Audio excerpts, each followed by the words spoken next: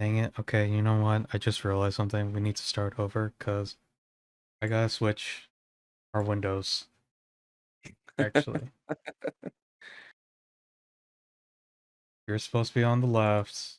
Or, I'm supposed to be on the left. You're supposed to be on the right. See? 'Cause- Hey, you know what? There's enough B-roll for me to have a cold intro now, too. So, huzzah. Nice. I totally planned this. This was on purpose. I love the stuff you make up. I did the intro wrong as a joke. Was it was it funny? Please tell me it was funny. Better Validate now than validate my my efforts. better now than 3 hours later. Yeah. Yeah.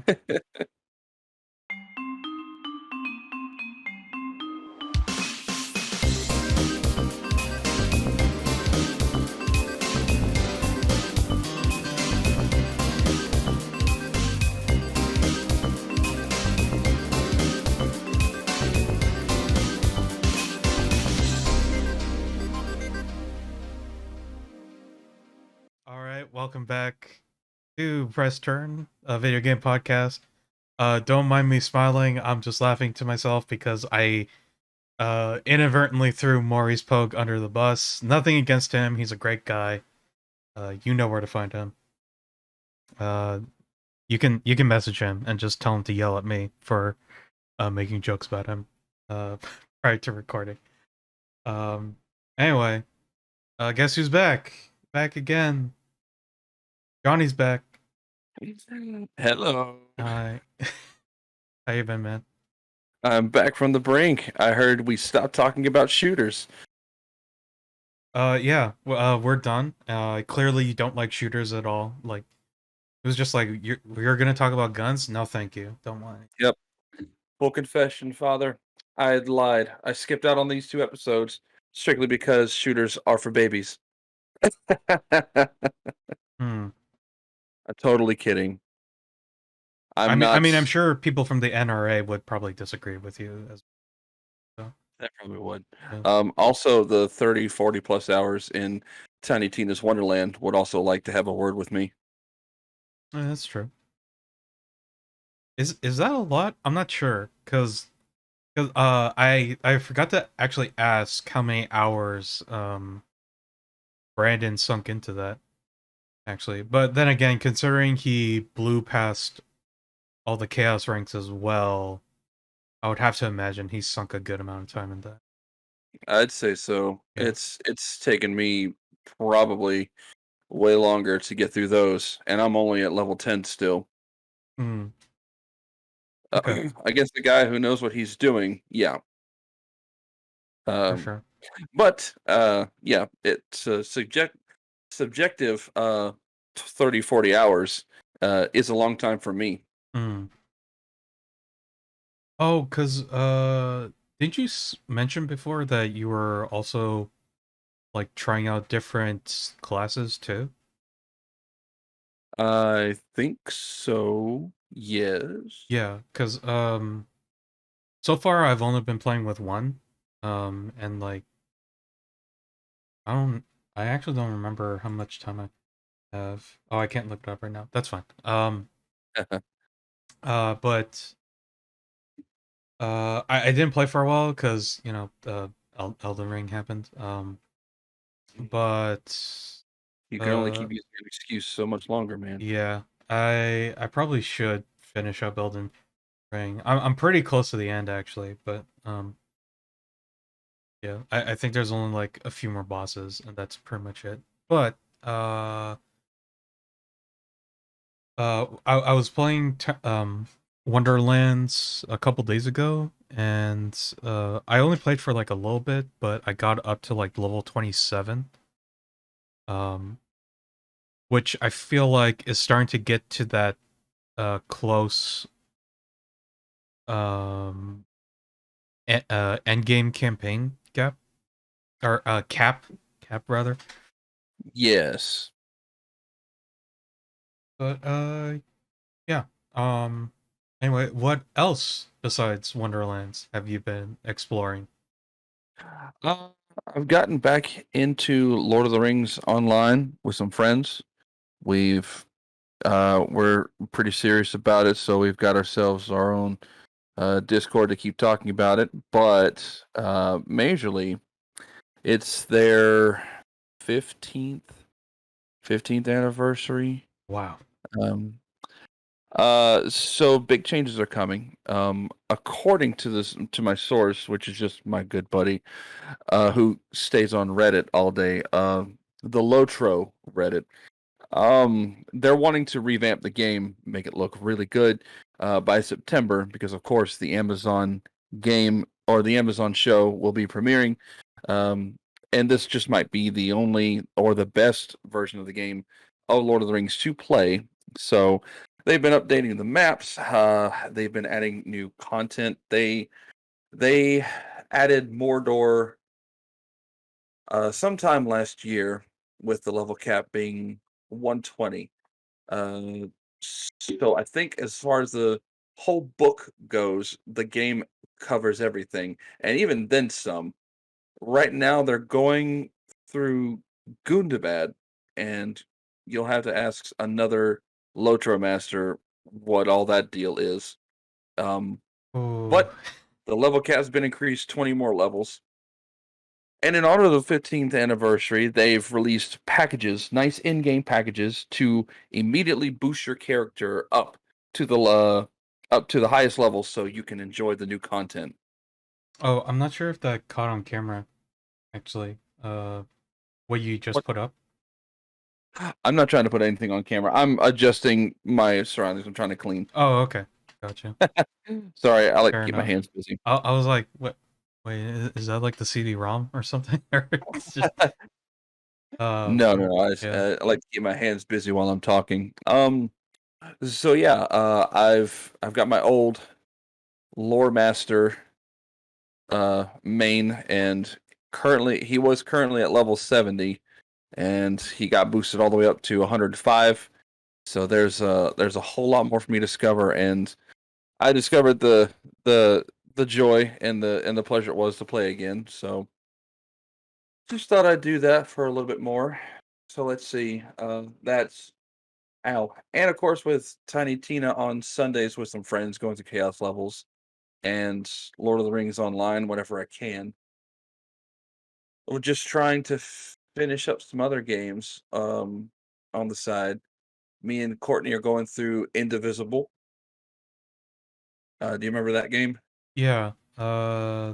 I actually need to play that game. I haven't touched it since it came out, actually. So, Yeah. So, wow, the game's good.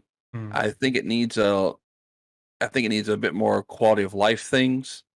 Like once you're done and you need to, there's a part in the game where you can go off into three new areas at your convenience, but also there are milestones you have to cross, meaning you'll have to backtrack and go somewhere else, grab an ability you need. If you want to finish up that place, you can, or you can go back. But there's a lot of trekking back through puzzles or platforming that you had just finished to head back to another area. Hmm. So a quick return to the boat button severely needed, in my opinion. Hmm. Um, and they've got a good well they've got a discrete they've got a discrete knowledge of or they've got a discrete way on their map of showing you what places are story driven, what highlighted in like white and green tiles, red tiles for like an extremely challenging part, or uh like a area that still has a treasure in it that you might need. Hmm. um uh but it's still kind of confusing. Oh, as regards with the map, you can't really move the map around in game. You can hold up to view the map, but you can't view the whole thing, just where you're at and a few places where you're going. Yeah. Um, Because back when Indivisible was in development and doing its Kickstarter campaign. I was following the development for quite a bit, um, and I remember the or well like their main influences aside from Valkyrie Profile, which it borrows some elements from, or rather it's the one RPG it looks closest to. Um, Mhm. they also borrowed a lot of elements from Metroid, at least as far as like the platforming goes. Stuff like being able to use dashes to kind of traverse to other areas on a map that you probably normally wouldn't be able to get to. And then like the axe, allowing you to essentially wall cling and stuff like that too. Once. Yeah, like genuinely uh interesting things to see um in kind of a unique action game slash RPG, not an action RPG, if that makes sense. Um, Right, right. and also developed on the same engine as the Skullgirls was, which um, Yeah, which is you can pretty see that. crazy. Still, like just seeing like how they were trying to um, kind of flex and expand their knowledge of their own engine and try to Mhm. utilize it in a different way, which I thought was really interesting. Uh, Oh, and they've then still got a few ways to go on some things. yeah, The the sometimes when you transition from screen to screen, it just spasms and freaks out. oh yeah, no, I definitely That's, remember that for sure. and that may just be the PlayStation port we have. I haven't played it. I don't think we've played on any other system yet. Mm, So the jury's still out on that. I'll still give them the benefit of the doubt. right. Yeah, I haven't played I have the PC port, but again, I haven't touched it since it came out, and it's already been so long already. I think Maurice covered that game too. I Yeah. forget He did. I forget what his thoughts on it were again, but I feel like every time it comes into mention, he speaks favorably of it. right, okay, yeah. I don't like whenever he talked about it, I definitely don't remember him having any particular issues with performance or anything like that. But then again, like um I don't uh I don't know like how far any patches or updates went with that game. Because currently right now, like, you know, Skullgirls is still getting updated. But Skullgirls essentially um belongs under new management now. Whereas Indivisible, I think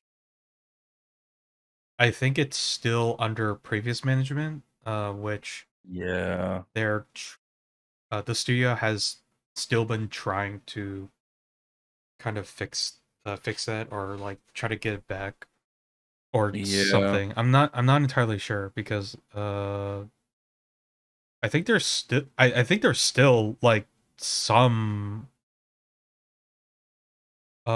milestone rewards that still need to come out for the game, I think. And I think it's kind Mhm. of in like stuck at a standstill right now, unfortunately. Yeah, I think the last I read on it, it's either stuck in a standstill or it has been abandoned, or maybe the opinion of the article writer I was reading feels it's abandoned. Mm. Yeah, because of lots of problems. Yeah, no, they were supposed to put Shovel Knight in there, and I even we even made it to a town where they mentioned, oh, there's a guy all dressed up in armor with a shovel walking around. So Oh, I think I think a good portion of the of the guest characters have made it in there. I'm just not entirely sure if it's everything, if that makes sense. Hmm. But yeah, I don't know. But yeah, I'll definitely have to give that a shot once I kind of clear my plate a bit. For Unfortunately, sure. there are some RPGs that are currently occupying a good portion of my plate, and some of them I've kind of like left on the side, hoping they don't spoil yet. And it's kind of been a long time coming, actually. Like Xenoblade Chronicles is still on there. My begrudging playthrough of Xenoblade 2 is still on there, and like at this point, it's kind of like, well, I want to go back to the first one. At this point, I may as well just finish the second one too, because otherwise, I don't think my mind would ever lay to rest. Just like my total thoughts of both games, at least. So, Yeah, you're uh, definitely gonna have to finish it so you can finish your thoughts on it. yeah. God forbid that I carry an opinion of a game that I put over 100 hours into, and base something off of an incomplete playthrough. That would be terrible. Yeah, no. Yeah. Who dare? What kind of reviewer dares to review games like that? That's Does that? unthinkable. Who's heard of deadlines and stuff like that? It's crazy, right? Right. Anyway, Cool. enough snark. Uh, what else have you been up to? Anything else? Really? Been finishing up school, so I just finished an applied history class. Now I'm moving on to a creative writing class, so I'm really excited about that. Got some ideas. Got some ideas in this little tank here. I think a class might help me get them out. Uh, just so I'm on the same page with you because I'm assuming some things. You mean making lessons for the creative writing class, or are you taking the creative writing class? Oh, I'm taking a creative writing class. Okay, okay. Because I was about to make a joke of just like how many fanfics have you gotten from kids writing their own Fortnite adventures or something like that? None, I don't know. But but that did happen to Courtney, and she oh actually did a whole class thing on creepypastas. oh Yeah, goodness. Okay. so Oh I had wow. to get her to Okay. say the story about that. Mm. They loved it.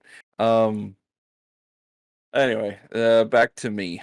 I um oh this weekend, a friend of mine had a spare ticket to a Billy Joel concert, and he was like, "It Ooh. was really cool if you could make it." And I said, "You know what? I'm gonna try." And praise the Lord, I was able to go, Nice. and I had a great time with them, and a great time with Billy, and um, it was worth driving 6.5 hours one way. Oof. 7. It Oh man. was Crazy. worth it. So wait, Yeah, so was that like across another state then for you? couple. It was in it was in North Carolina. But they were in Georgia. And here's the fun part. From Hmm. where I was positionally, either going to the venue straight or to their place was the same exact distance, but the distance from them to to the stadium was significantly shorter. So Huh. I Okay. just the plan was just to meet up with them and then we'd ride along, because a trip is always better with multiple people. Yeah. So that's how we did it. Yeah. I've only taken one road trip in my life. Unfortunately, the circumstances um weren't in the positive. It was for a friend's funeral, but Oh, yeah, that was probably like I will say as like someone who definitely is not like the type of person to just go out on adventures like that, like like the I don't even know what you would call it. Like the commonplace type of behavior of just like, let's just go camping or let's drive to another state. Um, that experience definitely was it definitely was fun, circumstances aside, just because like Oh, great. um it was a very unique experience. Having to divvy up driving, basically going all the way from San Diego to Seattle. So getting to drive across California itself was uh very interesting. Um Yeah, wow. yeah, pretty crazy. Oh boy. Also straight up just bewildering of just realizing like, oh yeah, like 75% of the state I barely interact with actually. So uh just like seeing all that was definitely just like um was very refreshing, I'll say. Yeah, good to get out. Although at a certain point it was kind of difficult to tell where California start ended and where wait, what's the state before Washington again? I forget. Oregon? Oregon. You Yeah, and where Oregon began actually, because okay. it was pretty much only when like the snow started clearing where it was just like, oh, we're in Oregon now, right? Just because I mean, it's like Oh, cool. it was beautiful, but I mean, we basically just drove straight past it, so like didn't really get to uh soak uh soak in that northern state hemisphere before just going straight to just another metropolis, pretty much. Yeah, that's the way it be sometimes. Mhm, unfortunately, but Yes. um, yeah, So I don't have much else to say. Uh, Courtney and I are watching Spy Family. It's just as fantastic yeah. as the manga. Okay, okay, okay. Here, here And we go. we are PS5 shopping. So that's it. That's Oh, what's I going see. on. Okay. Well, that's interesting. I was about to say fun, but I was like, is it really? Um, but yeah. Yeah, I've been watching Spy X Family too. Do you prefer the dub or the sub right now? I've only been watching the sub, honestly. Okay. I don't know. Are you watching the dub? We're watching both because why not? It's Okay. fantastic. Uh, I love our American talent and the localization departments. However, I feel like this one's not um hasn't hit its stride, or it's how do I say this? Uh, there's a lot of information to get out, and they're getting it out quick, Mm, and it's not allowing for that time to be enjoyed, so to speak. yeah. I think you What's know what his I'm name? talking about. Yeah. The spy Twilight Yeah. loves to talk. Loves to talk. I think it's pretty much just like for the first three episodes. I'm pretty sure the narrator and Twilight are basically competing for who has the most lines right now. Yeah. It's Yeah. basically just like Twilight is going on and on and on about like all his plans and stuff, and just going like, okay, okay, but like, um, in order to do this, I gotta do this and this and this, therefore it connects to this and blah blah blah blah blah. And it's it even even listening to the Japanese a language I can vaguely understand phonetically.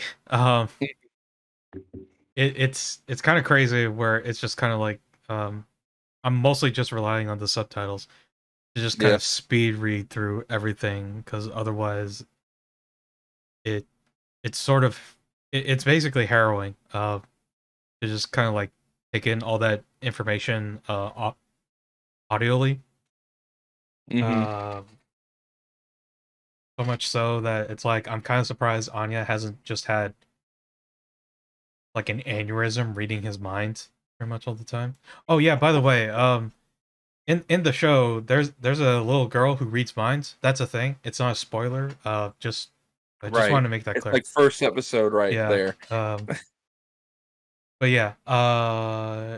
You know what? Yeah. Forget it. Here's a Spy Family, in case you don't know. It's a guy who has a mission to get into a prestigious person who only shows up at special events at a school. So he has to get into a school. And get into a school, he's got to have a fake family. So he gets a daughter who can read minds, a wife who is an assassin, He and a doesn't dog know who that can though. be a teacher. And everybody keeps everybody's secrets. Yeah. It's fantastic. Yeah. Uh yeah, I've been keeping up with the manga actually, and I remember when I first saw I think one of the volume covers for Spy X Family. I think it was actually the first volume where it's just like, the family sitting there, and then like I think I forget if Twilight was holding anything in his hand, but I know Yor was like holding her needle knife, I Hmm. guess. Needle sword. Yeah. And like basically underneath the table and just smiling, and that's pretty much like the same visual you get in the Yeah. opening as well. Uh Yeah. I it's like the such a good cover to yeah. entice you, because it's just like, everything's there. Like you get the three main characters, and you pretty much get like an enticing pull for what the story is likely about. Yes. um it's like quality, like illustration, Mm. that's also storytelling too. Hey, so we got to see it twice, and I love that scene when he comes to the party, just bleeding from his head, Oh and yeah, yeah, his yeah. eyes twitching like, so sorry, I'm late. Oh, It's kind of funny too, because he just plays it off all cool, and it's like, yeah, I'm so smooth. Meanwhile, everyone's just you're looking at like, him and like, are you okay? Like you're bleeding. Oh, this. Oh, yeah. One of my clients that "Hey, had an episode, had a just physical another episode. day. He was kind of freaking out and stuff, like, and we had to restrain him. I was just like, I feel like at that point you basically escalate that patient to like solitary confinement. I don't think it's Yeah, like that yeah, easily smooth over. I right. mean, I don't know. I'm not a I don't psychologist. I don't know how things are exactly solved in fake Eastern European country. But yeah, Yes. which is actually another very interesting thing. Like it feels like what I'm probably guessing is most likely World War One era, but focuses on or rather like the setting kind of feels like it's set in an Eastern European, like somewhere more closer to, I guess, I don't know. I don't know. I was gonna say like between East and West Germany, but I don't think that's exactly right. I think it's more like I don't know. Uh Man, I should really look at a map once in a while. Um like maybe more Ukrainian or Russian possibly. Because there's a lot of characters um with names that feel closer um to that area, like, Anya, her brother Yuri. That's a good uh point. I yeah. didn't think about that. I'm Yeah, obviously I was gonna say Lloyd, but Lloyd's a fake name, so I don't know how accurate that name actually is. But it's interesting for sure. Yeah.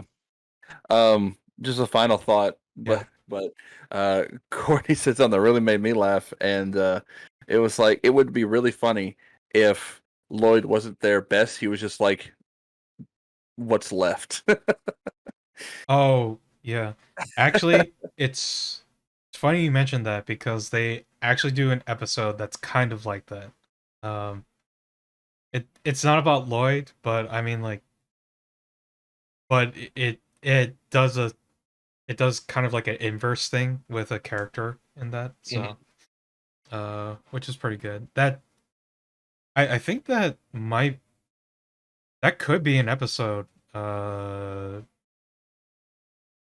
like 3 episodes from now or something like that. Oh, We'll see. interesting. But yeah.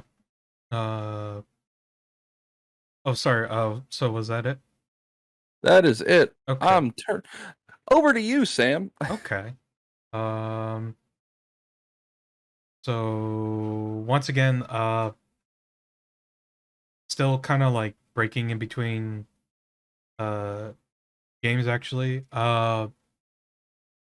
I didn't mention it in the last recording, but I suppose like between my last session and the previous session before with my therapist, just kind of realizing that like I was having some issues with um understanding like how my energy feels from day to day, and just um so like uh what my therapist told me to do actually was to kind of look back at all my previous job experience and kind of see like what kind of skills I've learned at least, or like what strengths I was able to exhibit while doing those jobs. Yeah, Um that's good. and uh it was interesting. I'll try not to go into it too much because it's very in depth, and I'm sure people don't really want to hear about this too much. I don't want this to become a lifestyle blog and more than a video games blog, but uh, basically, just kind of realizing like I I'm very good at adapting in different situations, but the reason that I may not have as much energy to kind of invest in anything else right now is because I may have been neglecting a part of myself that allows me to kind of excel, or I guess like get become self motivated, uh, which which could be like learning new things. Turned out to be uh, one of my better self motivations, where it's like when I'm learning about the job, it feels very exciting, but then when stuff starts to lull down and things kind of like uh, go into a set pace, then Hmm. my energy starts to dip. So it's kind of like trying to figure out, not necessarily like what type of jobs might help with that, but also just kind of like how can I like what can I do outside of work to kind of help me keep that energy like going, like make the Yeah. make the pace go more like this rather than Mhm. just like, like this, and then it just stays there. Right. Which I mean that's the whole point this exists. But maybe I should be doing more with it. Which is why, if you'll notice in the last 2 episodes, I put a hashtag, and you should look out for those. I don't know how much it'll help, but hopefully it'll work. So yeah, I do need to do some homework about like how to become more engaging in social media as a creator as opposed to just a consumer. So I haven't done that yet. I really should have, honestly, but I am making a note for myself to do that continuing forward. As far as You're games fine. go, as I mentioned before, I feel like I'm fairly close to the end. I'm just trying to make sure that like I've managed to scrape as much of the content as possible. I mentioned it before, but I know I've locked myself out of a few quest lines. Which is fine. Like I'd be perfectly okay with doing a new game plus run, but for now, just kind of like running through the game now and just finishing up whatever's left. I think I am in what is essentially like the last area now. So I have that. Um, I beat I beat the one super boss that a lot of people have been having trouble with, mostly by Whoa. just using the mimic spirit ash and just cheesing that fight. Unfortunately, so I don't know if I can call that like uh a legitimate win, but it's still a win, so I don't care. Come at me. The cheese is real. Yeah. Yeah, come at me. I will just cheese you anyway. But yeah, um that was fun. And then uh yeah, and then another boss that I fought, which was part of the main story, and then going through the last area, which I think is also which turned out to be like another legacy dungeon actually. And it's wild, like it's crazy. It's basically just like um the ruins of like some like ancient city, but it's suspended eternally in a giant storm, pretty much. It's Hmm. super cool. I don't know what the implications are though, because like currently at this one big boss that I'm stuck against right now, there's a cutscene that plays where like parts of the area like revert back to what they used to look like. Um, and the area is and the boss area itself is like big. Like I don't even know if you could call it like an actual building, more like I don't know, a land, I suppose. Hmm. Um, so it's definitely interesting. And it's also really hard. There's uh like some of the some of the basic enemies uh are probably some of the worst enemies that I've come across before, and now they're common. Um, there are some Oh. other enemies that used to be pretty much just side bosses, and now they're like elite enemies. So anytime I come across them, they basically respawn now. Whereas like num the few occasions that I come across them before, once you killed them, they were just gone forever. But now they're coming back, and I'm kind of just like seriously like but uh yeah, still trucking it. I can't really say much right now, but yeah.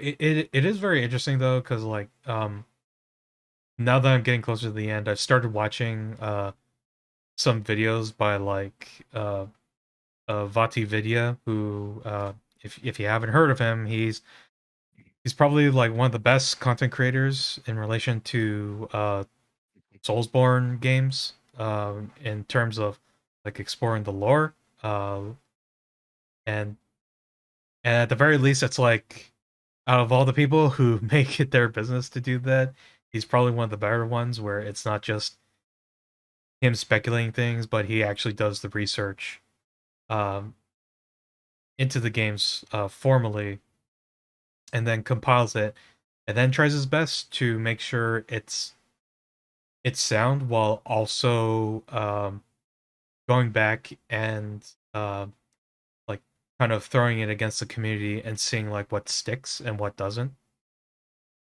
Um, so that's been really cool too. There are some very interesting implications that um, I'm still not sure what to make of it. Honestly, there's still one big thing that I'm not really sure what it means because it's like it's pretty big, but there are kind of like two two or three ways to really interpret it. Um,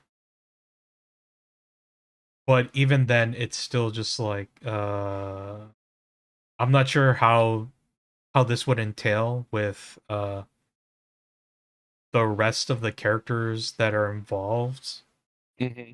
um with this secret.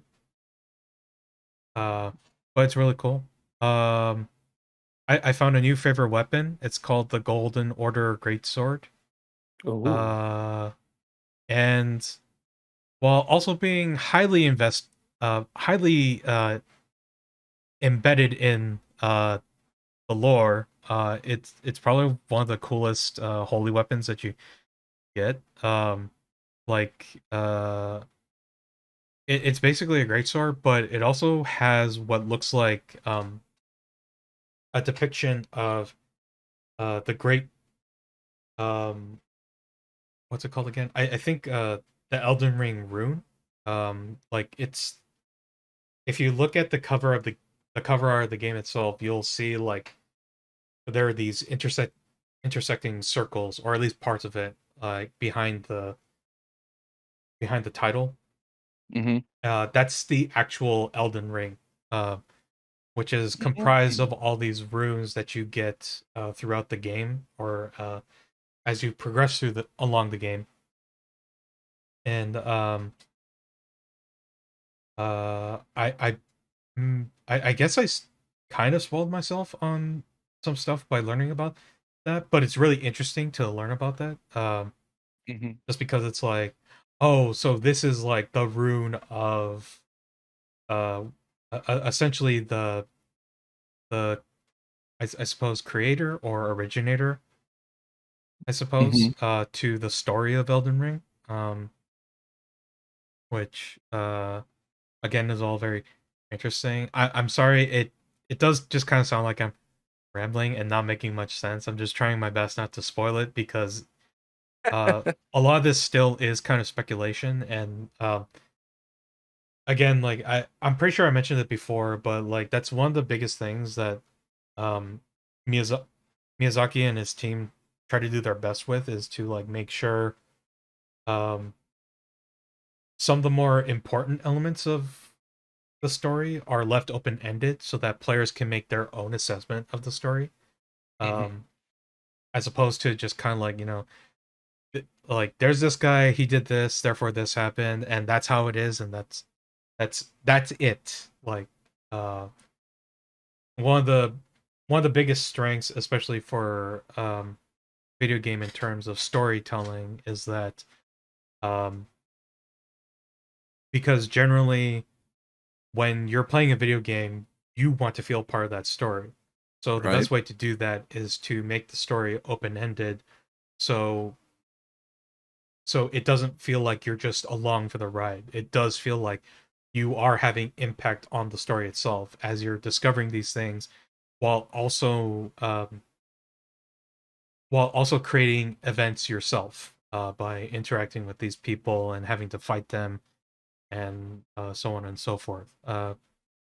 So it's definitely made me, or rather, playing Elden Ring has given me a chance to really appreciate um, the design philosophy that From Software approaches their games with. Uh, Now to a point where it's kind of like, hey, maybe I should give those other games a shot now. Now that like my confidence is boosted from Elden Ring, and now it's like, oh, okay. So going from Elden Ring to the previous like uh, Dark Souls, Bloodborne, and Sekiro, I can just think of it as like going from like an easy mode to now like a medium and hard mode. So which That's one way of looking at it. yeah, which is cool for sure. Not being able to jump is probably gonna hurt a lot, and I'm gonna miss that. But we'll just have to soldier on through that.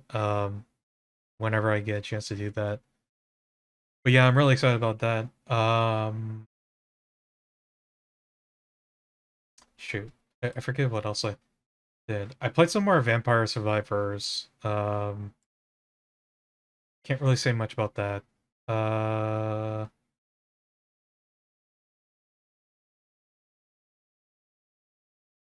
oh yeah, right. I unfortunately can't really talk about this game a whole lot, but I did pick up uh Golden Light. Uh, Jonathan, have you heard of Golden Light? Nope. Okay. So, Looking it up now. so Golden Light is a survival horror FPS prop hunt roguelike game that's about meat. That is literally what I just said from the Steam page verbatim. Uh, and like it's a very weird game. It's got an interesting art style. I'm not gonna say it's nearly as eye searing as something as like a Cruelty Squad, but it's definitely going for a similar vibe in a different way. Oh, Um, prop hunt. That's that new thing that's come out kind of recent where you are a part of the environment and they try to hunt you down, right? yeah, Okay, okay.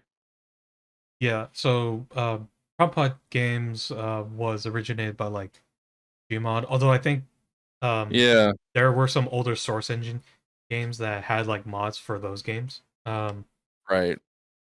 But Yeah. Golden Light, I know there's a multiplayer. I haven't tried it yet. Unfortunately, I haven't really made too much progress in this game. Mostly because I'm just confused. Like, like when I say confused, I just mean like I literally don't know what I'm doing. Um, I'm trying to Wow. understand how things work. Apparently, you can just eat stuff. Like like You can when I eat when I weapons. started up the tutorial, uh, I found an axe, and then some voice that's just text told me eat the axe, or like you can eat the axe, or something like that. Oh no, sorry, it was a note. Um, what the Uh, disembodied voice told me was when I picked up this fish head to eat the fish head. Actually, there was a note that told me to eat the axe or just throw it away. Um, I'm not really sure what that did, honestly. Uh, it's it's very weird, but yeah. I mean, like, if you're looking at the Steam reviews, it's going into overwhelmingly positive, Yeah. which is definitely interesting. Wow.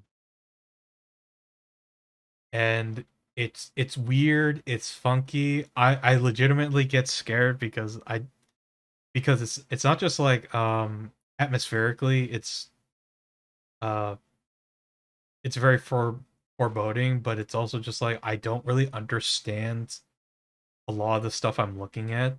Um so like uh I don't know, like I'm not I guess maybe it's not so much I'm scared, I'm more horrified than anything, actually, where I'm just like um like there's eyes in the walls. I think I came across an enemy when I first played, and I just freaked out, so I just attacked it, and then the disembodied voice came over to me again, and went, "Why'd you kill him? Why'd you kill him? You're a bad boy." And I'm like, Okay," and then I just quit because I couldn't really handle it anymore because I was just losing it. Bro, that was my first time playing Hitman. Yeah. I like this guy's review. Bath salt simulator. Maybe. Yeah, Felt like a lot of these yeah, like a lot of these reviews for the game itself are pretty wild. This one just saying they don't know I'm in the walls. Yeah. Great. Uh Meatiest game of the year. That Yeah. I mean that is pretty accurate. Uh, I mean you look at some of the screenshots and some of the previews that they show, and it is true. Like there's a lot of meat in this game. There's literally meat everywhere. It's quite revolting, I will say. Yeah, I'm gonna be honest. I don't think I want to be on this page anymore. Yeah, that's fair. I'm good. Only reason why I checked it out is just because I heard about it on a podcast, and I heard the guy describe it, and I'm just going, what on earth is he talking about? Because I couldn't make sense of what he was saying, and now I And understand now, a little bit. I need to do like a more proper run in order to like actually get the idea. yeah. Um, because as of yet, I don't think I've even experienced the roguelike part of it either. Um, but I mean, at the very least, it seems interesting. Apparently there's co-op and versus modes now too. Uh, Saw which that. is good for whatever freaks enjoy this game. But yeah. Is this a recommendation? I don't know. Uh, I will try my best to play this game without getting freaked out too much. By in time for the next podcast. And I will get back to you on that. So for now, I don't know. I suppose it's like $20, so uh, give it a shot, I guess. Um, and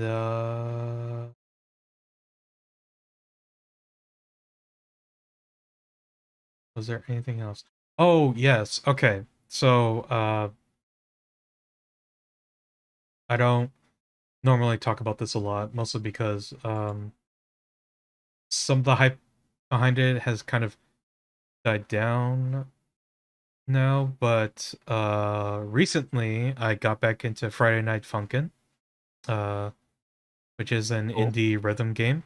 Um, Yeah, actually, I know about that. yeah. Uh, so obviously, like there was a Kickstarter for it for for what they're calling the full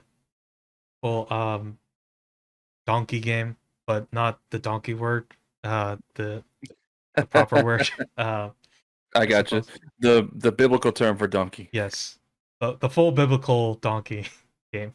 Uh, Nice.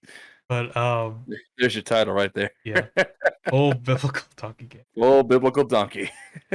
Full biblical FPS, or wait, no, full biblical donkey FPS roguelike. Prop hunt. Proper.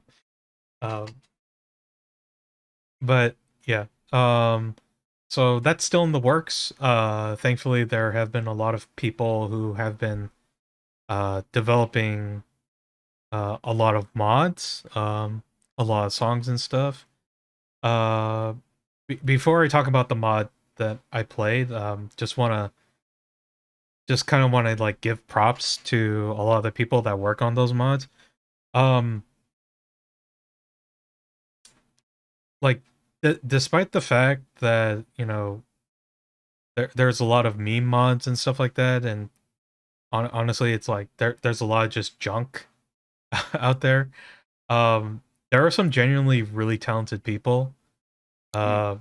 who are making these mods, and then I go to follow them because some of them I genuinely really like their work, and I just want to follow them as they continue to work on other stuff.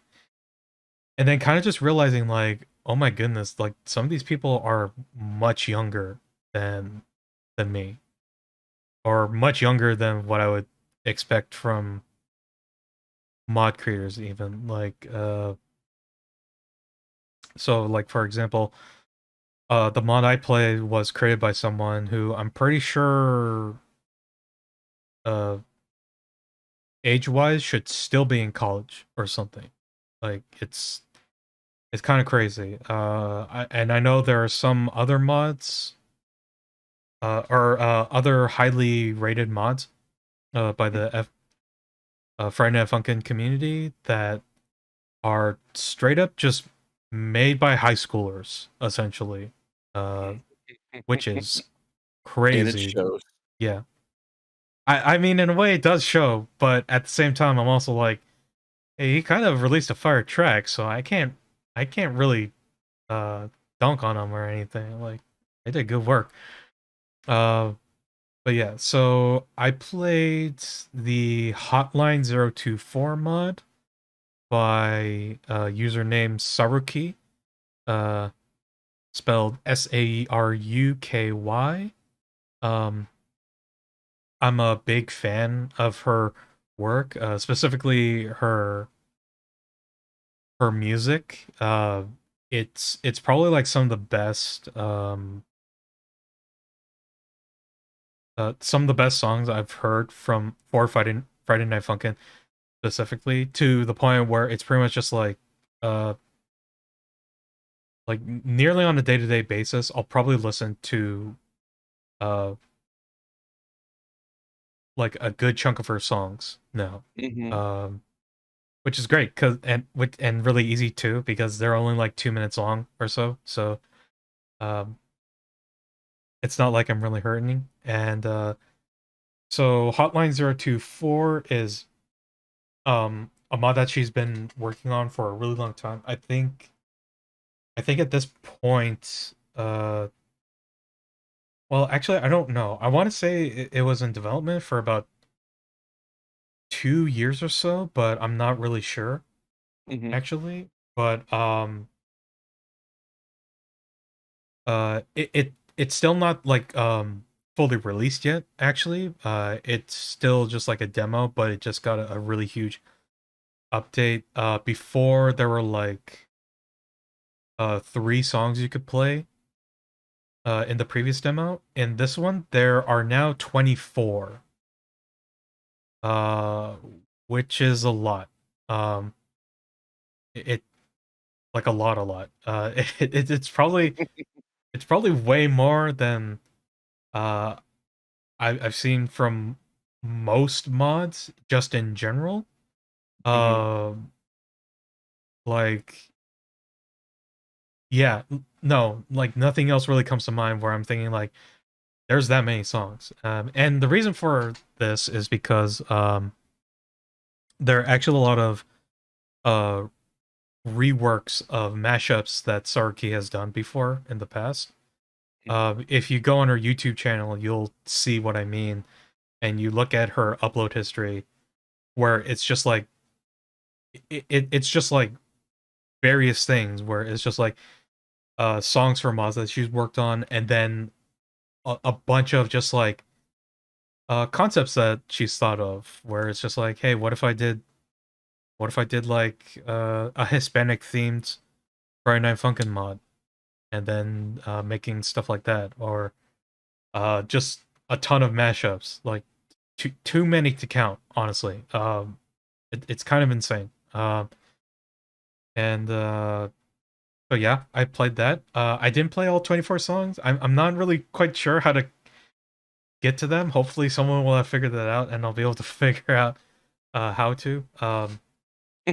But yeah, it's kind of wild. It's definitely on the more difficult scale in comparison to uh some other mods, where they'll try their best to be accessible and give you like different difficulties. With this mod, it's just like, no, there's only one difficulty and that's it. Granted, it's definitely a little easier compared to the mod before the update. Um, Hmm. but it's still very challenging, like to the point where I'm pretty much just like mashing keys in kind of hopes that I managed to score enough to just pass and not just fail. Mhm. I'm sorry to admit, I'm not really that good at rhythm games. I just enjoy them a lot, therefore I play them. But yeah, it's kind of wild, like just playing all these songs, them being mashups. It's very fun um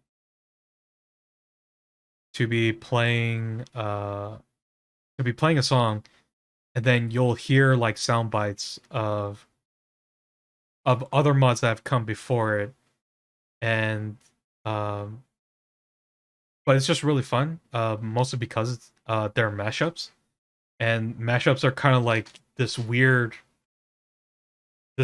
chaotic subgenre of just kind of being like uh equaling to somewhat passable music to uncanny fitting melodies Mhm. to just straight up uh just straight up trash that may or may not be to your liking. It really depends on what type of person you are. And that's kind of why I like mashups so much, just because it's like uh it's all about finding form within chaos, or even just like uh putting uh putting to music the sounds that you're hearing, and just kind of like going like, hey, Pumped Up Kicks by Foster the People goes surprisingly well with like Saint Elmo's Fire or something like that. I don't know. There might be something like that. I'm not really sure. Mashups are weird. Uh but yeah, genuinely fun mod. I highly recommend it, especially if you're into rhythm games as well. It's been highly anticipated as well. Like uh I've been seeing a lot of work from Sarki a lot recently now, which is Mhm. good because I think uh she's genuinely good at what she does with her music. Um and yeah, that's pretty much it. Uh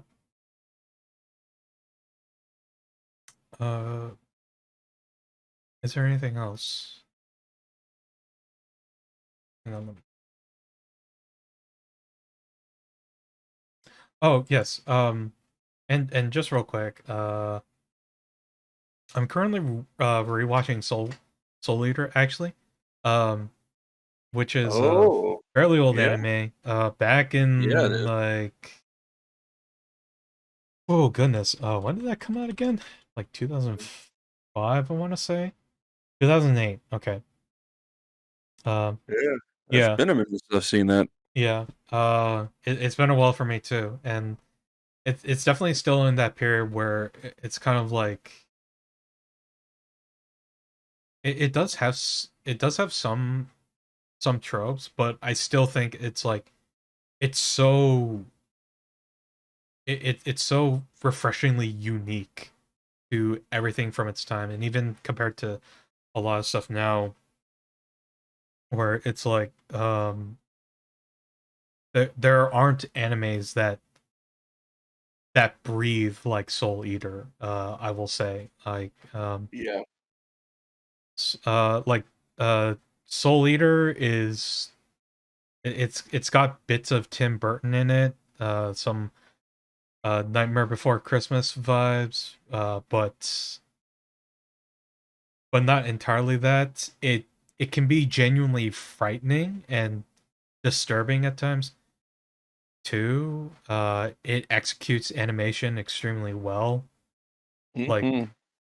especially for an anime that came out in 2008, which is kind of crazy. Like I remember just randomly coming across a Sakuga gif of um of one of the early fights from the series, and I forgot how good looking that fight is. It's in the first episode, and it's kind of nuts. Like, um, you see the main character, Maka Alburn, um, taking on this big ghost essentially, and like she's holding a scythe, but there are times where like she's wielding it like a bow staff.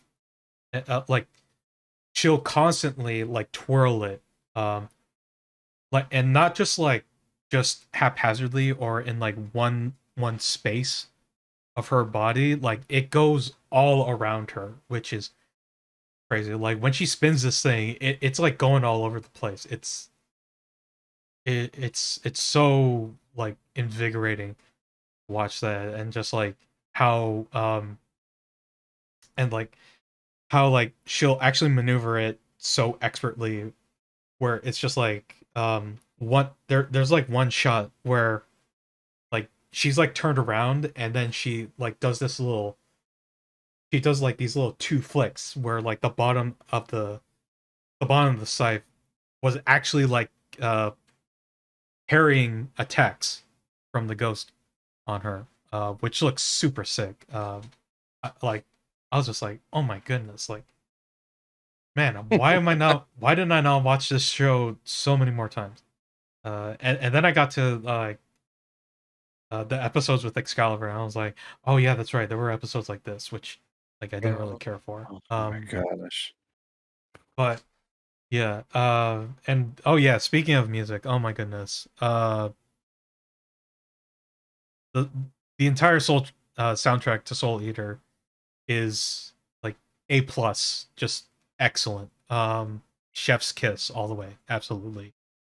Uh, like it just so well executed, and so many unique sounds that like you wouldn't really expect from the show. Character design is super good too, while at the same time it's not conformed or uniform. Even like the art style is very free, which is kind of crazy because like I believe it was animated by Brains Base, um which I was surprised to hear about, cuz um wait a minute, hang on. Okay, wait. Let me just make sure.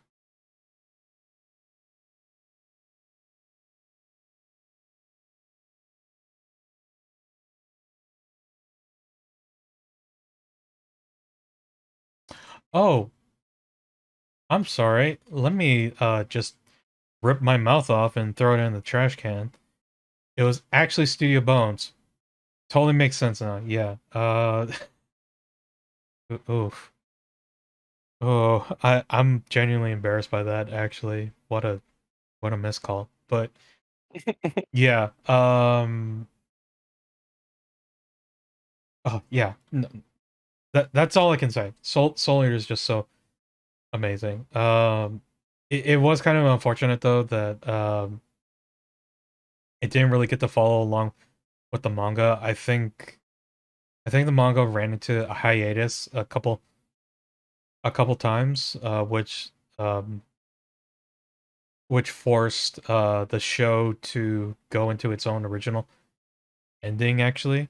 Um Hmm. Yeah. but even then, still like a great show, honestly.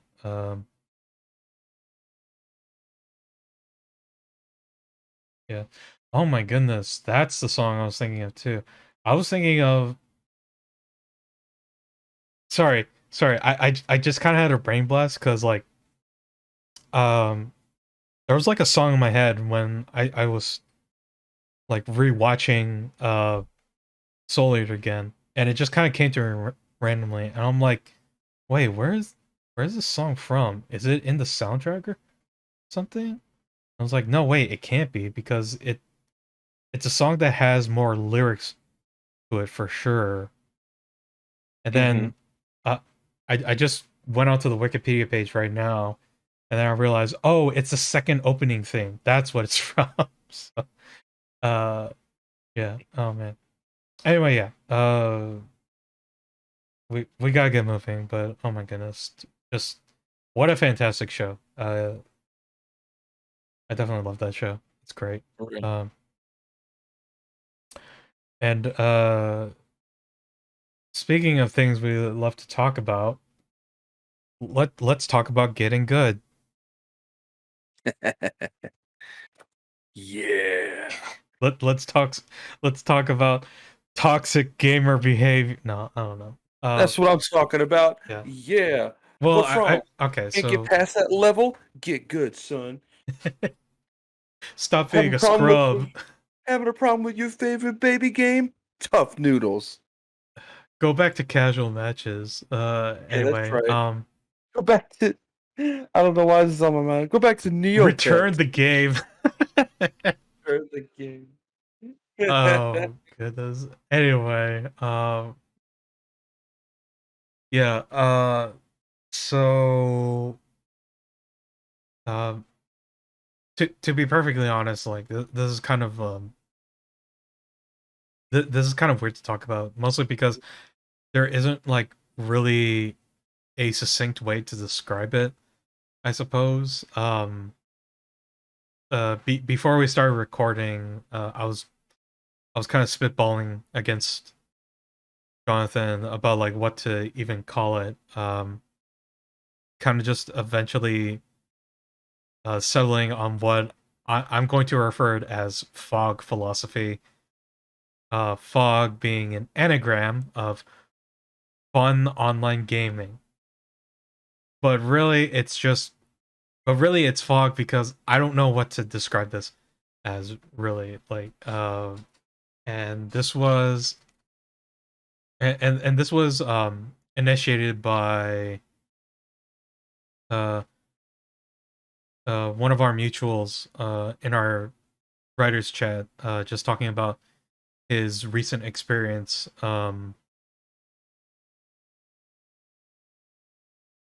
No, you know what? I'll just say who it is, because I don't want to really uh I don't really want to like tiptoe around this. Right.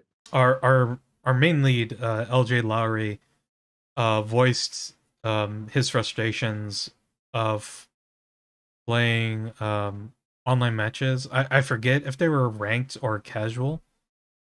Um, but uh, basically just talking about like how he was having a lot of fun at first, playing, but now saying that he's frustrated because he's kind of hit a wall, um, and is like constantly losing matches and uh, is not having as much fun anymore. Um, and just kind of feels like he in his words was like fighting against players who are only exploiting with top tier characters and meta. Of course, since we're talking about Dragon Ball Fighters, which uh who whose DLC contains some of the genuinely most broken characters I've seen in quite a while. Well, I say broken, but truthfully, it's just like some of them are given like some radically ridiculous options that it's kind of insane, honestly. Um, and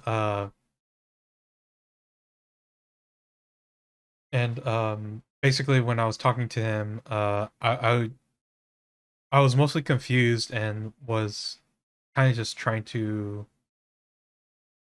ask him like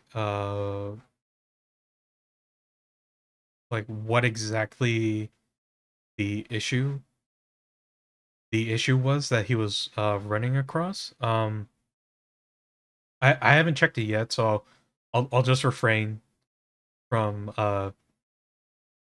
speaking my thoughts about what he's going through.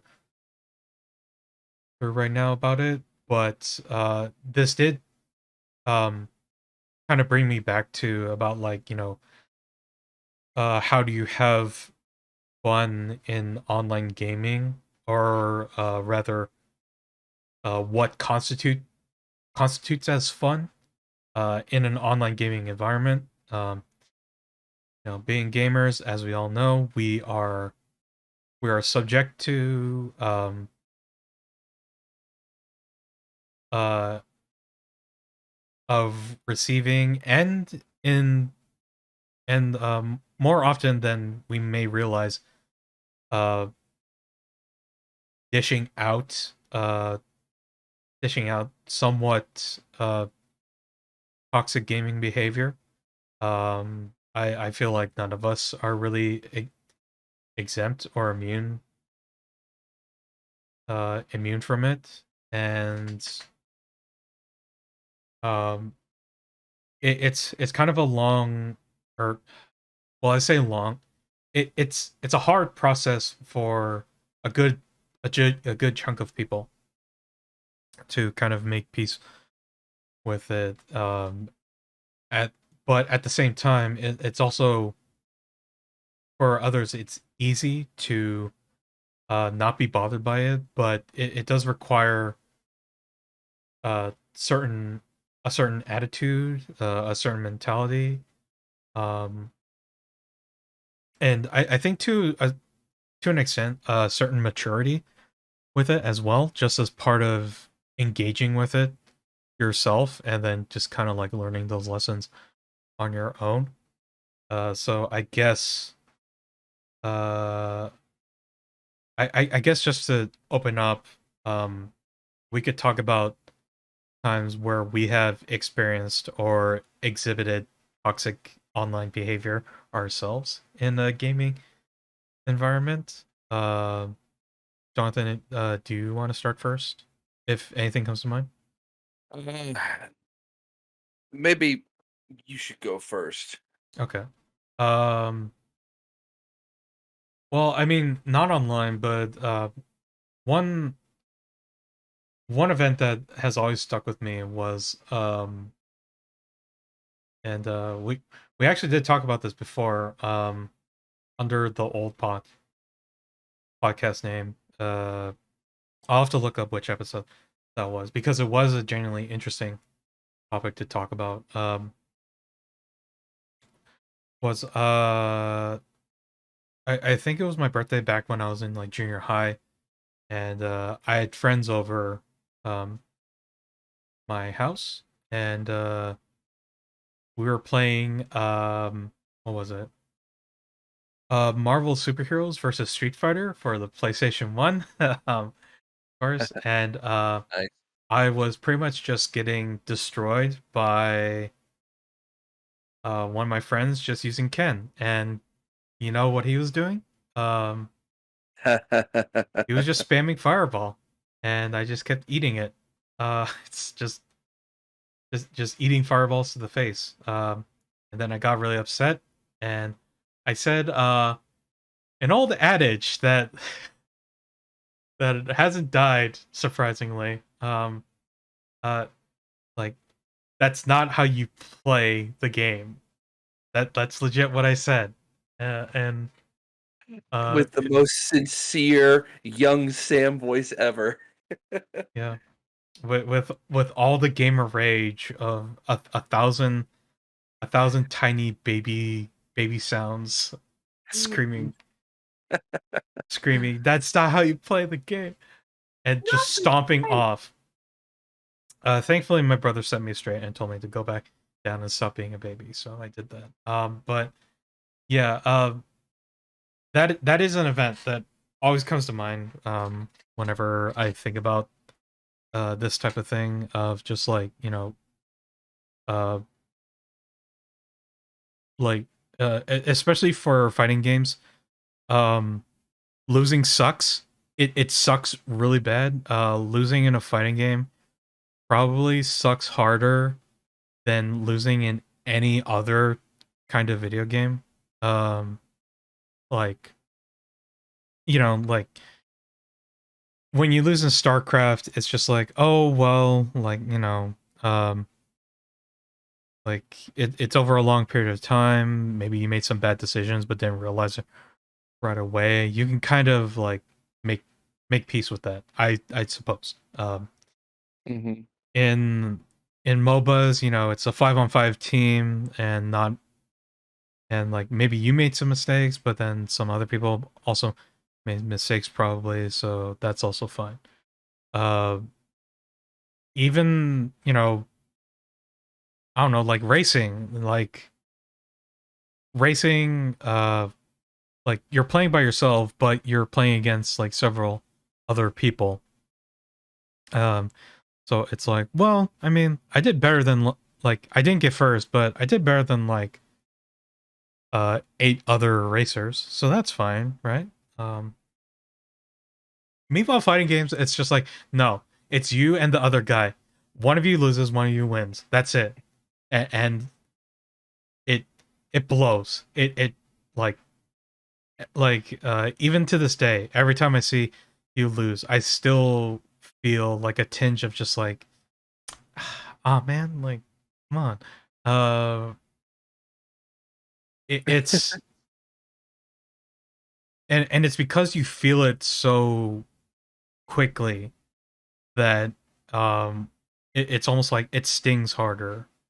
I suppose. Like it's like getting in a way it's like getting punched, like when you get punched, it hurts, and sometimes you may not even see it coming. Um when it just happens out of the blue, and you're just like, wait, what even happened? Like, why am I hurting all of a sudden? Uh and that's what some fighting game matches feel like. Like you just get blown up by the other guy who just completely dominates you, and you just don't understand what even happened. And that is why I usually stay away from ranked personally. Although like I've been trying to challenge myself a little bit to at least try to like play a few matches at a time, rather than just playing casual, because like uh I still feel that need, or I still feel the desire to kind of improve at least in some way, or to at least fight against other people who may even be stronger than me. Um, it it definitely took me a while to kind of get to the state in which I play fighting games where it's just like, you know what, I'm perfectly fine just going into the training lab once in a while, just learning a character, maybe play arcade mode, and then at some point maybe I'll play casuals or just play with one of my friends, and that's pretty much it. Um, and just trying to like enjoy it casually. Taking an interest in other games helps with this as well. When you play many other games, it doesn't nearly hurt as bad, because it's just like, well, I'm not playing fighting games all the time, so it's fine, right? Um, so like this is the way I kind of like I found my way to deal with like losing as far as fighting games go. Um, and it's mainly just because like when it comes to online games, there aren't really many other games that I play in regards to multiplayer, or at least like PvP. Uh, Personally, I stay away from it. It's really only like fighting games that I'll actually actively engage with that. Mostly just because it's like uh, I don't really want to fight against computers. I want to fight against people, because I think that's much more engaging than uh than just fighting against a computer over and over again. Like I don't feel nearly as satisfied with that. Whether or not I win or lose. Um, So that's pretty much it. That's to summarize it for me. But I guess like to finish off my point, uh for me, I kind of just had to realize what was more important for me, like and in fighting games it kind of depends, right? Like for some people, they just want to try a game out and that's it. Like that's all they want to do. Like maybe they'll play it for like a couple hours and then that's it, and then maybe return it on Steam or whatever, and that's fine. It hurts, but it's fine. Um, some people just want to play to win, and that's also perfectly fine. I think there is a point where you can take that too far, but um, but playing online to be competitive is is perfectly acceptable because there are some people who thrive on competition and see value in taking wins. Um, and there are mindsets that thrive on that, right? And that's perfectly fine. And in fact, like that's why, like, we're able to enjoy like watching tournaments of video games, because because of competition, like that's that's what makes them entertaining to watch. Um, like for me, watching fighting game tournaments is part of the fun for my enjoyment of fighting games, because I get to see what people at the top are doing, um, and kind of like getting to recognize, oh, like it's interesting how this player plays this normally aggressive character more defensively, and that's like not something that I probably would have done. So I get to appreciate um, like versatility, adaptive play, and also um, and also just like in my own way, kind of like finding my sport to follow in a sense, where Mhm. it's just like, oh man, like I feel like Team Liquid Fox is totally going to take this turn, and obviously, but uh, so I feel like um yeah, I mean I pretty much already said it, but like for me it was just like identifying my reason to enjoy playing online specifically um is what helped me to kind of just enjoy every game, even if I lose or not. Um, so now it's just like I rarely, I mean, I'll still get frustrated once in a while for sure. Um, but at the same time, um, I really only get, I really only start to get discouraged when it comes to things um, like performance, which unfortunately that's kind of a major problem with a good portion of fighting games still, at least among the popular ones. But with any luck, that'll be fixed soon, and then that problem will continue to exist less. So um, that's pretty much it from me. Hmm, okay. Um, well, my side is going to be significantly shorter because I don't play fighting games at all. That's fine. Yeah, I mean the only ones that I get into, I try. Although, um, I guess coincidentally, I've been super like into Dragon Ball lately. Super, you say? Yeah, yeah. I've been Super into really super? into it, Sorry, super bad into it. joke. It just Oh, come on, continue. Dad, quit it. Continue. And I don't know.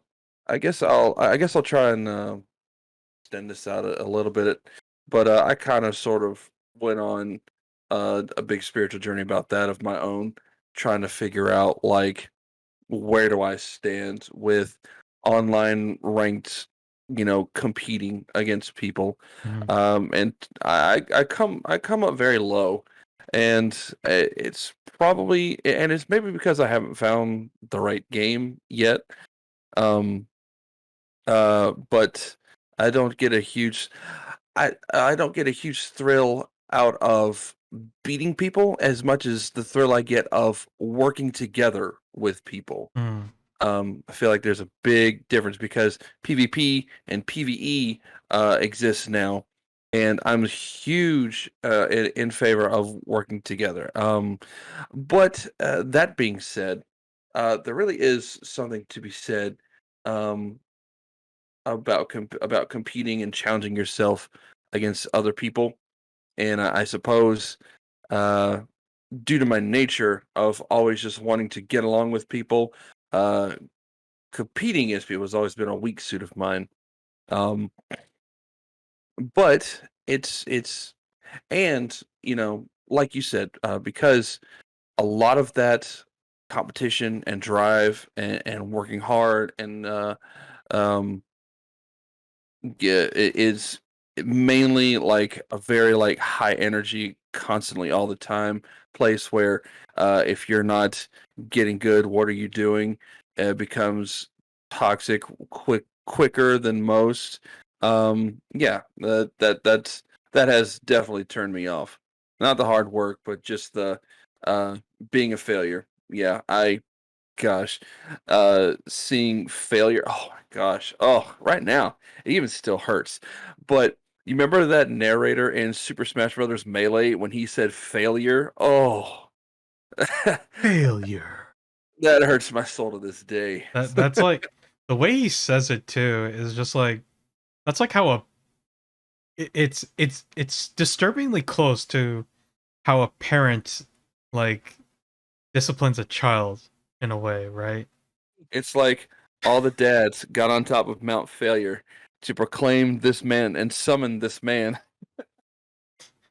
to exact the dad energy that was needed to record that one session, that one word. Yeah. But anyway, uh, getting back to it,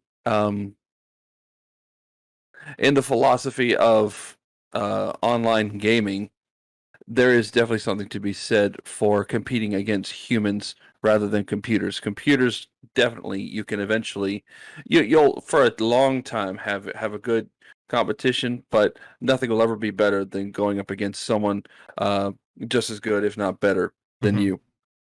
Mm. Um, yeah, because I've had, let's see, I played Smash Brothers with my friend all growing up, and I still do with Courtney. Um, and yeah, we play Smashdown in Ultimate a lot. And in Mm. case you need a quick recap of Smashdown, um, you select your character and you play as them, but then in the next round that person is gone. What we like to do is get 3 CPUs. And maybe sometimes we're feeling good, we'll up that CPU level, or most of the time we'll keep it pretty neutral.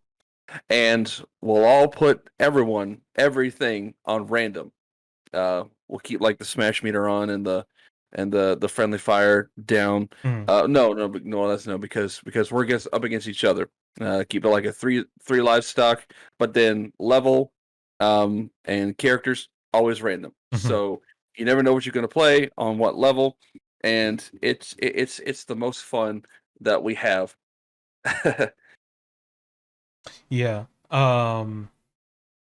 And I think that's the thing, like just as a side note, like it is true for the longest time that fighting games have generally been sorely lacking in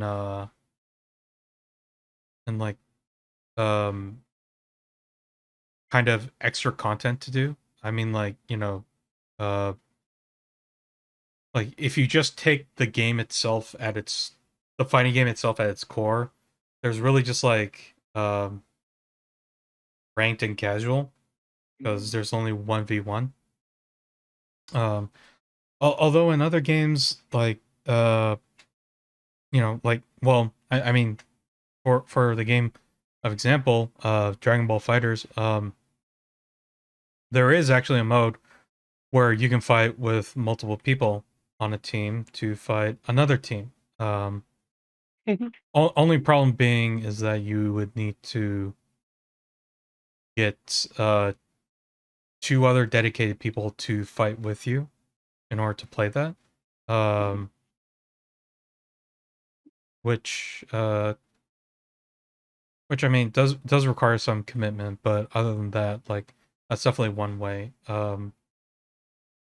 And we haven't really seen like any exploration into the fighting game genre and to kind of help uh mitigate that, like you mentioned before that, like, you yourself aren't really the type of person to uh go into PvP right away. You much prefer PvE content, and I think to that extent I absolutely agree that there probably should be more PvE content, because then at least it's like there's at least, like, something else to do in a fighting game other than just like try to fight against another human, and it's like Doesn't you hope that you might be able to win.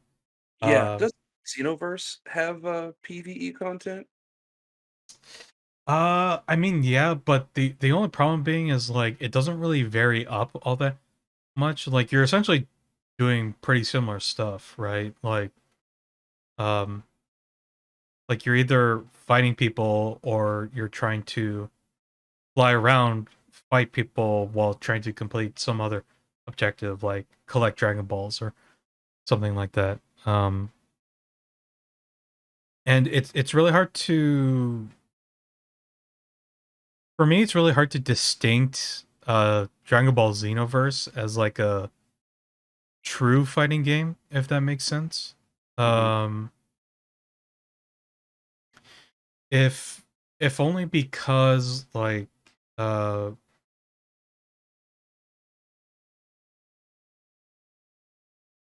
ooh, I don't know. Maybe because it just doesn't feel right to me, I suppose. But I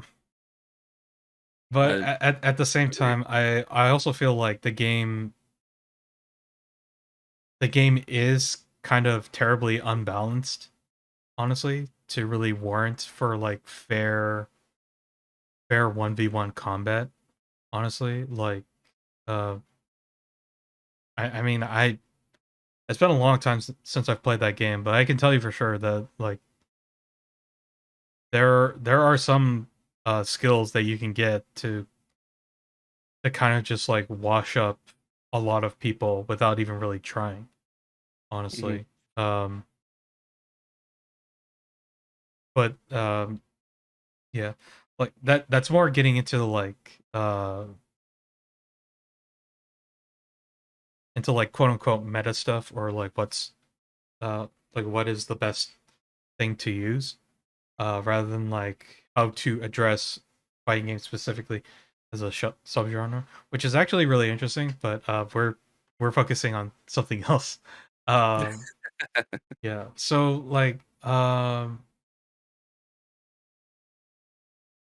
yeah, and I mean I just use fighting games as the example. But I suppose it's like it's rather than like having fun in online gaming, it's more about like um what your mentality is like when going in online gaming, particularly particularly for PvP. And I mean even for PvE, like that type of stuff can still happen. It all just depends on the context of what the game you're playing is, right? Um, like you're all cooperating towards a single goal, but then like, maybe some of you don't make the best plays or something, and then everyone gets frustrated. Everyone on the team gets frustrated in some ways, or like some communication isn't going through very well, and that causes some discord, right? Um, and uh, and I mean, it can be kind of difficult in a way. Like playing online with other people is almost like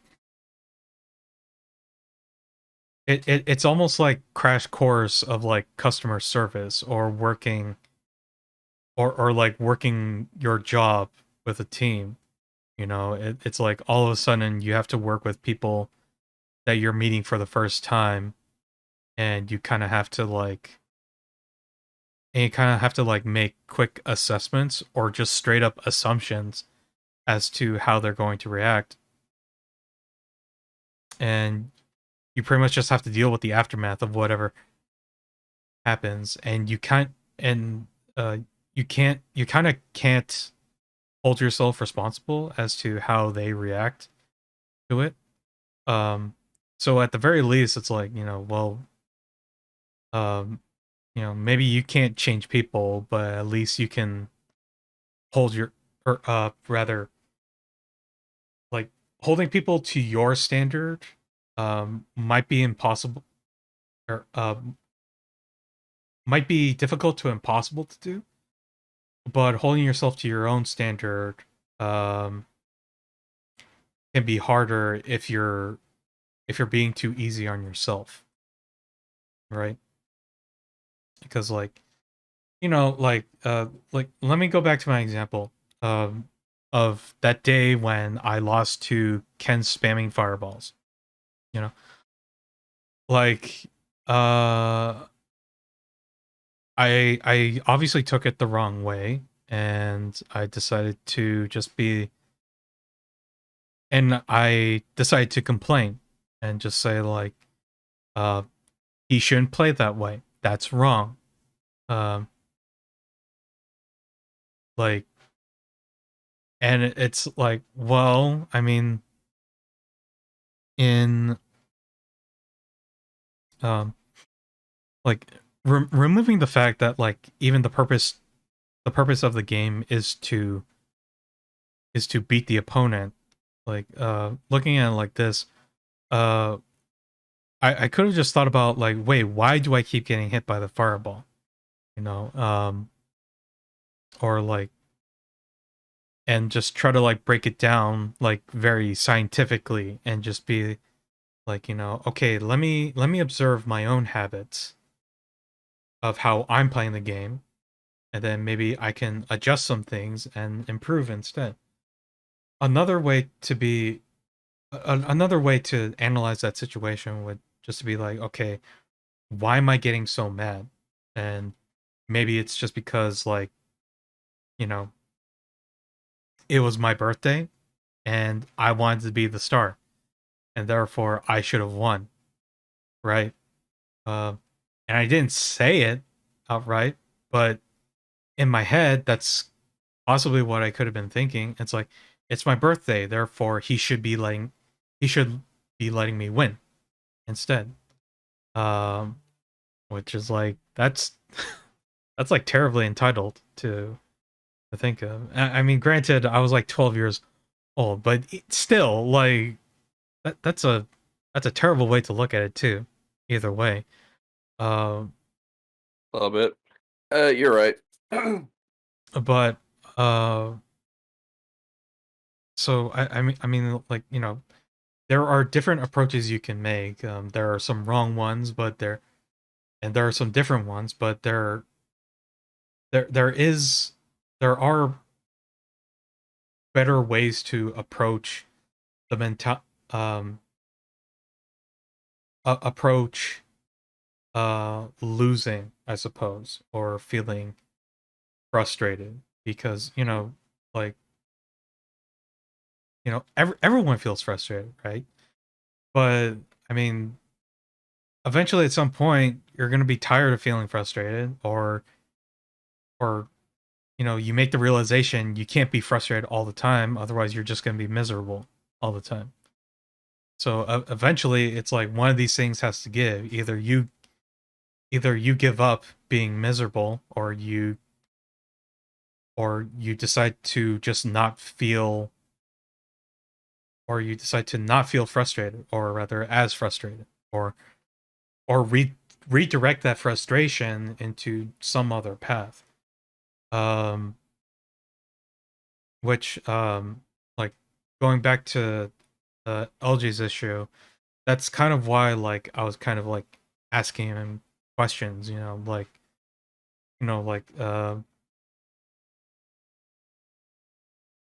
what's going on, what's happening, and him saying like, well, I've come across a wall and I keep getting blown up by people who are using top tier, and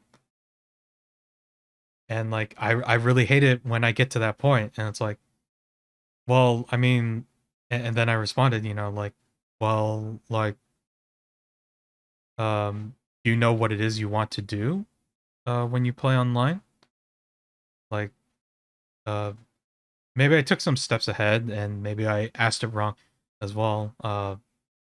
I'm not perfect, but I'm trying to like I'm trying to like help him out as best I can by just like asking him these questions to kind of get more information for myself, and uh to kind of like uh see if I can like kind of guide him through those frustrations, and like get down to like, you know what's bothering him about it, right?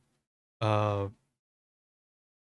and uh he responded back by saying like, he's not uh he's not thinking about the most optimal play. He's playing by feel, which, yeah, like I play the same way. um i'm not really I'm not really thinking about optimal combos. Honestly, I still button mash, and I really shouldn't. I Considering how long I've been playing fighting games, I should have more discipline than that, personally. But I still do it, mostly just because it's like, well, I'm not really investing that much time into it, so I just do what I can, and if I hit a wall, I hit a wall. But but I'll usually try to like analyze the match and just be like, okay, what did I do wrong there? Like, or even like, hey, what did that guy do against me that like helped him take me over?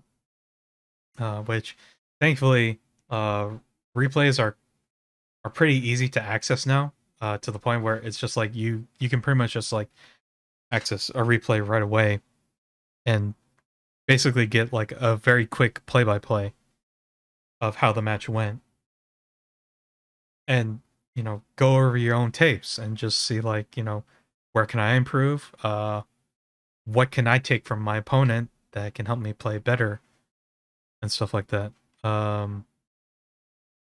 But this is all assuming that I want to improve.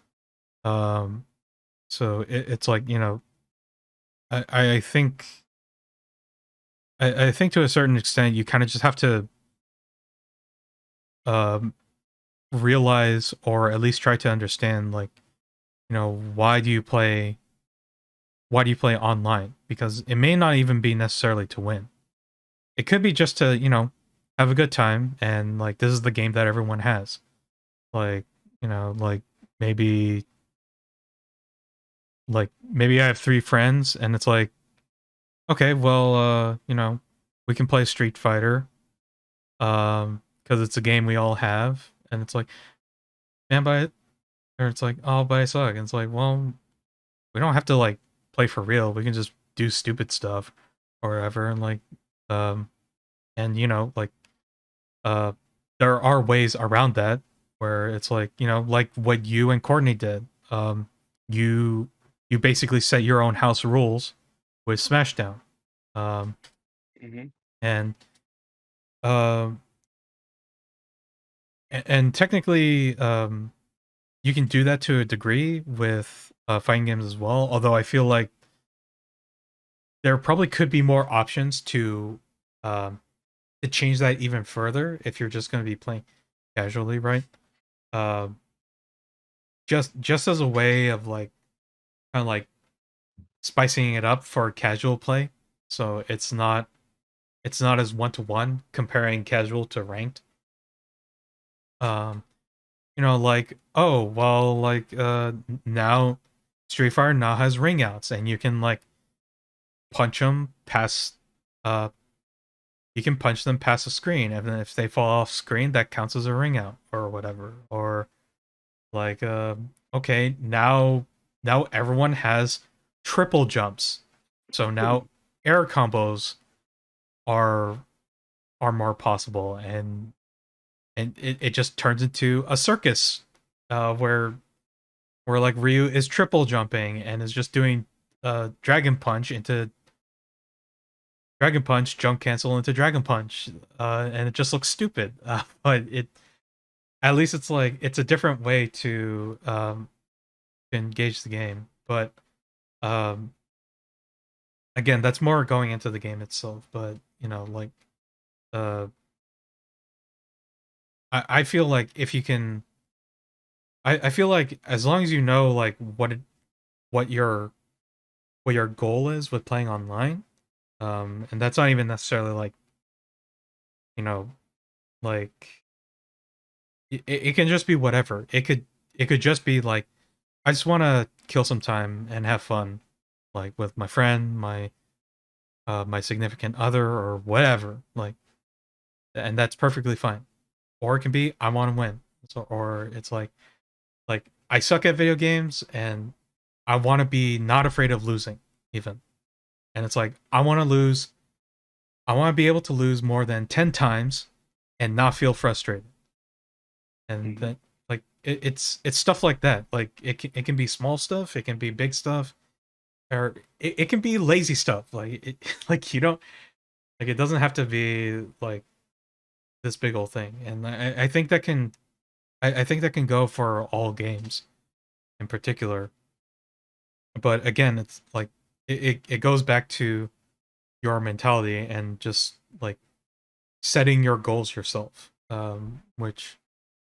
Which is what I was trying to do with LJ, just because it's like I just wanted to like see if I can help him understand like you know maybe you do want to win because it feels nice to win, and but if you're fighting against people who are stronger than you or using stronger characters than you, then maybe you then maybe playing ranked isn't the best. Maybe you should be playing with your friends more instead, um, or people that you know who have the game instead. Um, but that's just We me. gotta, we gotta wrap things up here, bud. Yeah, for sure. Sorry, Yeah, I had to do this.